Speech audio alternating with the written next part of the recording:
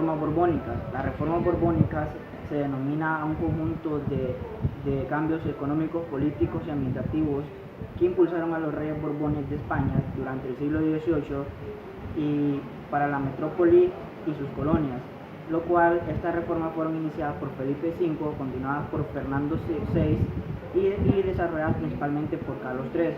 El objetivo principal era recuperar la supremacía comercial y militar de España en las tierras que por ellos conquistadas. El proyecto Borbón contempló la renovación del sistema mercantil para que sus colonias fueran proveedoras eficientes de materias primas y consumidoras de manufacturas españolas, favorecer la industria y comercio de las penínsulas de América y proteger sus mercados, liberalizar el comercio entre los puertos de América y España, combatir el contrabando y mejorar la recaudación fiscal a favor de España, afirmar el poder de Estado sobre la Iglesia, restringiéndole a esta la exogeneración fiscales que había gozado durante siglos.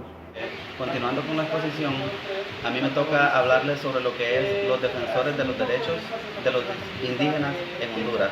Tenemos al señor, o mejor llamado, Lempira, quien luchó contra las tropas españolas en los años de 1537 y 1538, oponiendo tenaz resistencia a los conquistadores españoles.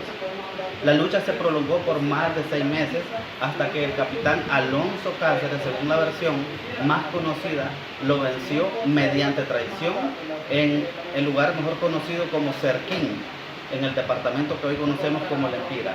Y una segunda versión que nos data que el cacique Lempira fue vencido cuerpo a cuerpo en una lucha contra el soldado Rodrigo Luis de la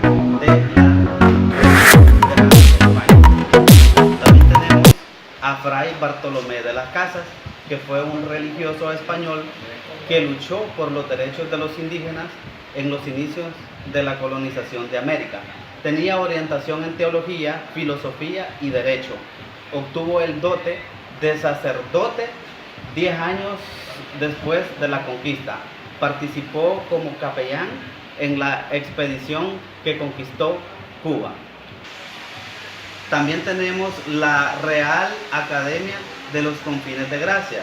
Esto es un tribunal que existió en nuestro país Honduras que defendía los derechos de los indígenas en nuestro país, que luego sería trasladado al país de Guatemala. Muy buenas noches, licenciada, muy buenas noches, compañeros. Mi nombre es Víctor Chacón y continuando con lo que es nuestra temática, yo les voy a hablar sobre lo que fue la resistencia indígena en nuestro territorio. Pero antes de entrar en lleno en lo que es mi tema, es bien importante hablar sobre 3 factores muy importantes que se dieron durante la llegada de los europeos, específicamente de los españoles, a Honduras. Como número 1 tenemos lo que fue el descubrimiento, número 2 la conquista y como número 3 estaríamos hablando de lo que fue la colonización. Haciendo un poco de énfasis sobre lo que es conquista, ¿qué entendemos por conquista? Pues por conquista se le conoció el proceso mediante el cual los españoles, mediante la fuerza, buscaron obtener y apoderarse de lo que fue el territorio hondureño. Entonces, hablando de conquista, podemos decir de que hubo resistencia.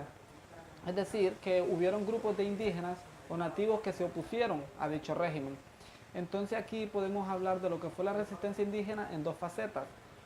Número 1, estaríamos hablando de lo que fue la resistencia pasiva y número 2, estaríamos hablando de lo que fue la resistencia militar.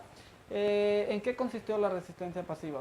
Pues la resistencia pasiva se le conoce a los episodios que se dieron durante la llegada de los españoles. Es decir, muchos nativos por miedo o porque se sentían aterrorizados decidieron huir hacia el interior del país de forma voluntaria. De esto los narra Hernán Cortés en una de sus cartas al rey Carlos V, donde él relata cada uno de estos episodios que se daban de los indígenas. Y como número 2, hablando de lo que es la resistencia militar, esto ya podemos hablar de grupos más organizados, es decir, grupos que ya estaban confabulados para luchar contra los españoles. Un cronista español muy importante hace mención de cómo se encontraban con grupos de nativos bien organizados con lo que era ya lanzas de madera y escudos. Entonces aquí donde podemos hablar de algunos indígenas muy importantes o caciques que sobresalieron en su época por oponer resistencia a lo que fueron los españoles.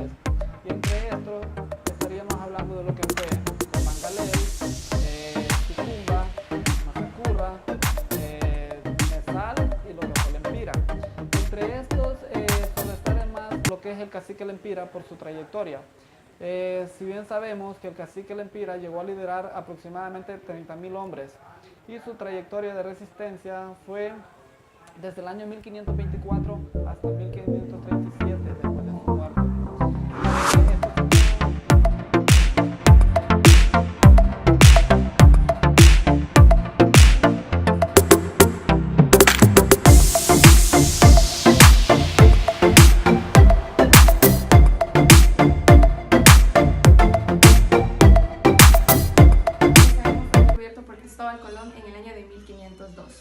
La conquista de Honduras se puede dividir en tres tipos diferentes: conquista militar, conquista económica y conquista ideológica.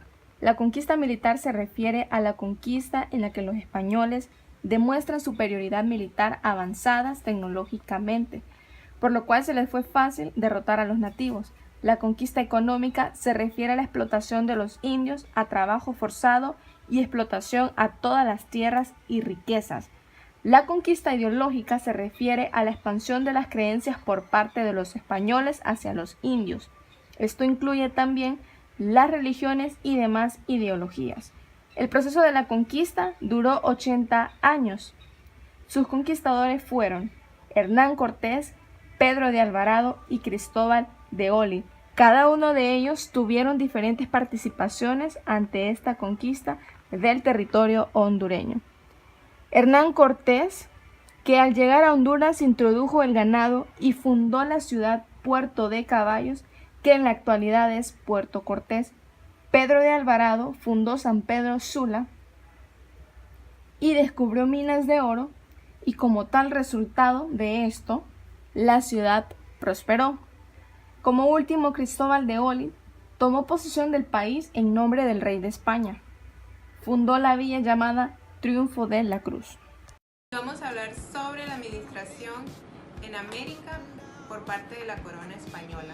Entre ellos podemos mencionar ciertos organismos que fueron puestos en práctica en América, pero que también funcionaron en España. Entre ellos encontramos lo que fue el Consejo de India y la Casa de Contrataciones. Cuando hablábamos de Consejo de India nos referimos al organismo encargado de ejercer autoridad sobre el territorio de América por parte de la corona española.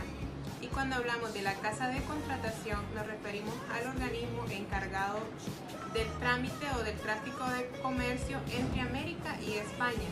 Al igual surgieron otras instituciones funcionales en América. Entre ellos encontramos lo que es el virreinato, capitanías, audiencias y cabildo. Los virreinatos eran organismos encargados de administrar los territorios bajo dominio de España. Entre ellos, en América estuvieron lo que fue el virreinato de la Nueva España, ubicado en México, virreinato de Castilla, ubicado en Perú, el virreinato de las Granadas, ubicado en Bogotá, y el virreinato de Río Plata, ubicado en Argentina. Los virreinatos pues eran organismos encargados de administrar los territorios bajo el dominio español.